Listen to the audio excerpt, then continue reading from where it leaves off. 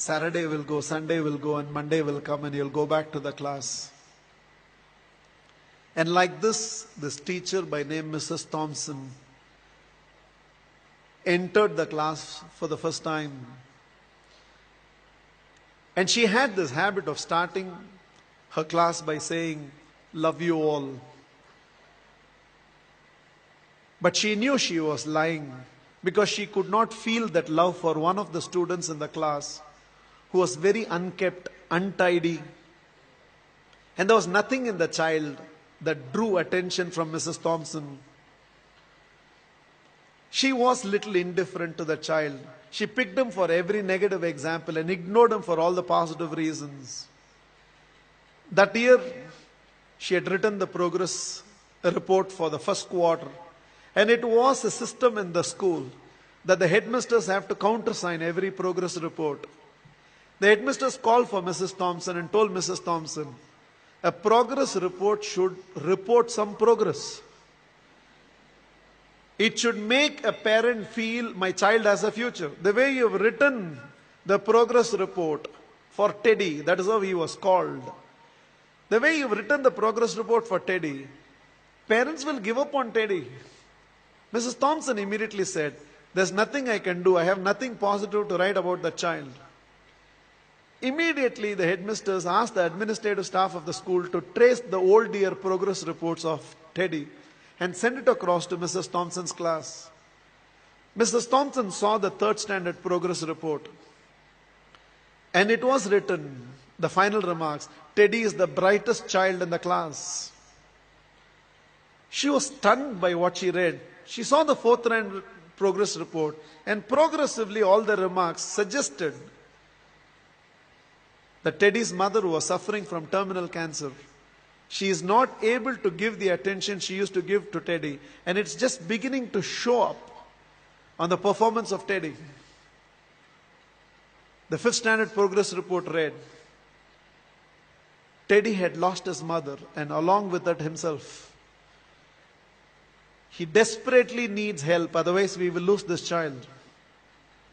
By then there were tears in the eyes of Mrs. Thomson.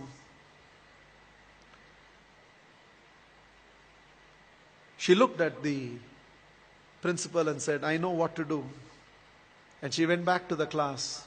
Probably it was a Monday morning.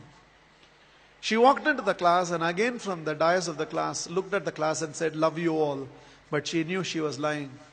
The love she was feeling for Teddy right now was far, far greater than the rest of the class. She decided that she is going to change her approach. For every positive reason, Teddy's name was called. There was no more a negative reference to the whole thing. The last day of the school came. All the children had brought some gifts for the teacher. There was only one gift which was wrapped up in an old newspaper. Somehow, the sense of a teacher, she knew that it must be from Teddy. She opened that first. A half-used perfume bottle and a bracelet from which a few stones had already fallen was there. The whole class laughed, knowing it was from Teddy. But without saying anything, Mrs. Thomson just took that half-used perfume bottle, sprayed it on her, wore that bracelet. With a quarter smile, it seems Teddy told, now you're smelling like my mother. This is the last perfume that she used before she left me. And this is what was removed from her body before she was taken into the coffin. 1 year later, end of the school, end of the year, there was a letter on Mrs. Thomson's table. I have seen few more teachers, but you're still the best teacher I've ever seen. With love, Teddy. Every year till the end of the year, Mrs. Thomson used to get this letter from Teddy. I've seen few more teachers, but you're the best teacher I've ever seen, Teddy. Years rolled by, they lost contact. Somewhere an agent traced Mrs. Thomson, who had retired by now, and handed over a letter. And the letter was signed, Dr. Theodore, PhD. Teddy had gone on to become a PhD. And the letter read, I have seen many more people in life, Mrs. Thomson, This is your Teddy. You're still the best teacher I've ever seen. I'm getting married, and I cannot dream of getting married without your presence. Along with that enclosed were to and fro flight tickets. Mrs. Thomson couldn't resist. She no more had the perfume bottle, but she still preserved the bracelet. She wore that and went to the church. She was trying to sit in the last row, but volunteers identified and ushered her right to the front row. And right in the front row, there was a seat with a placard written, Mother.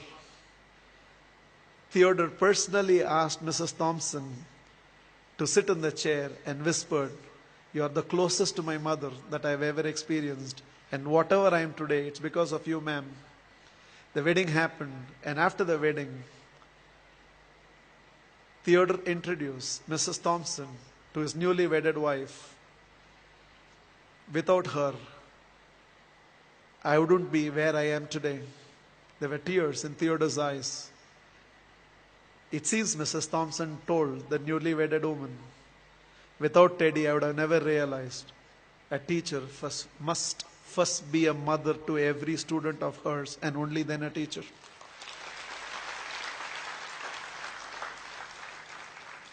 This is just my request to all of you. There is a Teddy sitting in your class.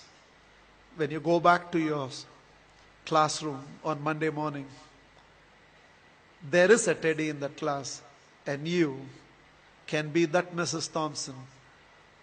Please, on Monday, don't go back to the institutes as a teacher.